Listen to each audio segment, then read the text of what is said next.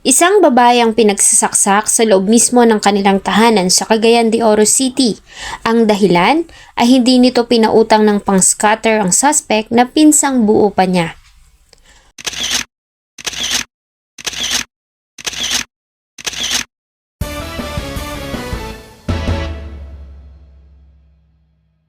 March 24, 2026 ng alas 10 ng umaga nang makatanggap ng tawag ang tanggapan ng kapulisan ng Cagayan de Oro City Police Office.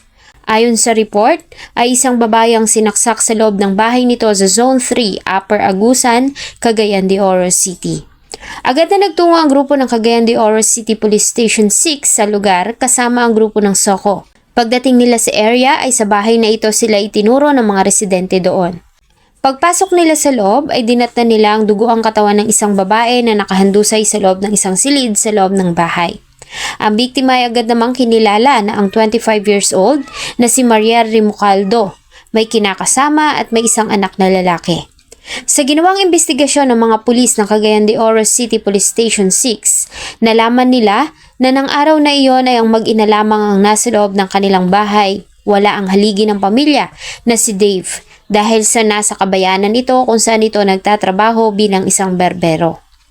Sa salisay ng mga kapitbahay ng biktima, pasado alas 10 ng umaga nang umiiyak na lumabas ng bahay, ang 7 taong gulang na anak na lalaki ng biktima. Humingi ito ng tulong dahil sinaksak umano ng kanyang tito Kintoy ang kanyang ina.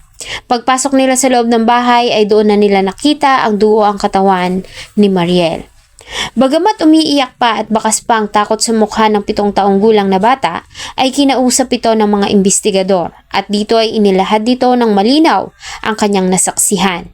Ayon sa kanya, ay nasa loob sila ng bahay ng kanyang mama dahil sa inaayos nito ang kanilang susuoting damit para sa kanyang recognition day.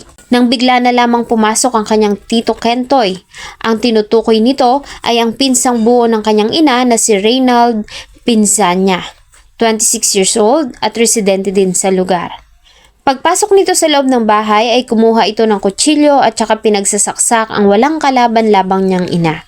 Matapos ang ginawa ay agad din itong umalis. Dito na nagkaroon ng lakas ng loob ang bata na lumabas at humingi ng tulong.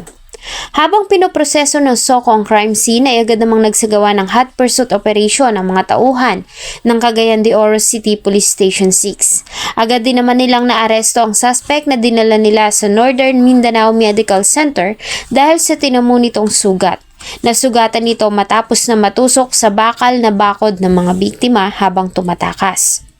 Sa panayam ng mga pulis sa ina ng suspect ay aminado ito na lulong ang kanyang anak sa pinagbabawal na gamot at sa larong scatter. 3 araw na umano nila itong napapansin na hindi natutulog sa gabi kakalaro ng nasabing online game. Bago ang krimen ay nanghiram umano ang suspect sa biktima ng pera, subalit hindi nito pinahiram, lalo na nga at nalaman nito na pinanglalaro lang nito ang pera. Kaya sa halip na pautangin ay pinayuhan nito ang kanyang pinsan, lingid sa kanyang kaalaman na didibdibin nito ang kanyang mga pangaral at siyang magiging mitya ng kanyang buhay. Sa inisyal na ulat, lumalabas na nagtamo ang biktima ng 15 tama ng saksak sa iba't ibang bahagi ng kanyang katawan. Subalit, matapos ang ginawang post-mortem examination sa katawan na kumpirma na ang biktima ay nagtamo ng 23 tama ng saksak sa iba't ibang bahagi ng kanyang katawan na siyang naging dahilan ng agaran nitong kamatayan. Sa huling ulat ng PNP, sinabi ng mga ito na nasa kritikal na kalagayan ng suspect na si Reynald dahil sa malalim ang tinamo nitong sugat sa kanyang tiyan at kinailangan nitong salinan ng dugo. Ganun pa man ay inihanda na ng Cagayan de Oro City Police ang kasong pagpatay na isasampa laban dito. Ang katawan naman ni Mariel ay naiuwi na sa kanilang tahanan samantalang ang kanya namang anak ay isa sa ilalim sa counseling at therapy para matulungan nitong maproseso sa kanyang isipan ang kanyang nasaksihang pangyayari.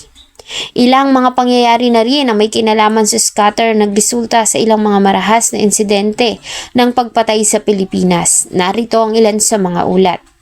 July taong 2025, isang lalaki ang sinaksak sa dibdib ng kanyang amain habang naglalaro ng scatter. Ayon sa ulat, narindi umano ang suspect dahil sa kakasigaw ng biktima matapos manalo sa laro. Scatter pero pinatay. Ganyan ang sinapit ng isang lalaking napasigaw ng maka-jackpot sa online sugal. Narindi naman ang kanyang amain kaya siya sinaksak.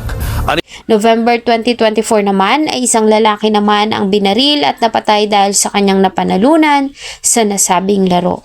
February nitong taong 2026, 3 lalaki na naglalaro ang binaril ng mga suspect na sakay ng motorsiklo. Ng 3 lalaking naglalaro lang ng scatter sa loob ng isang bahay sa Marikina City. Ayon sa kaanak ng isa sa mga biktima, pinaputukan sila ng riding in tandem. Nasa frontline October ng taong 2025, isang tatay naman ang nang-hostage at nanaksak ng sariling mga anak matapos umanong malulong sa larong ito. Ang krimen ay nangyari sa Dasmariñas City sa Cavite. at nanaksak ng mga anak ang isang tatay sa Dasmariñas, Cavite. Ang suspect nagawa raw ang krimen matapos mabaon sa utang dahil sa sugal na scatter.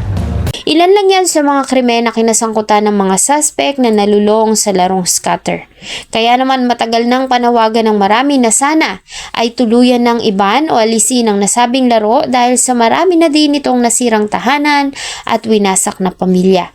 Ganun pa man ay may iilan naman na hindi sumasang-ayon dahil sa halip ay sinabi nila na disiplina lamang ang kailangan ng isang individual para hindi umabot sa kaharasan at pagkabaon sa utang.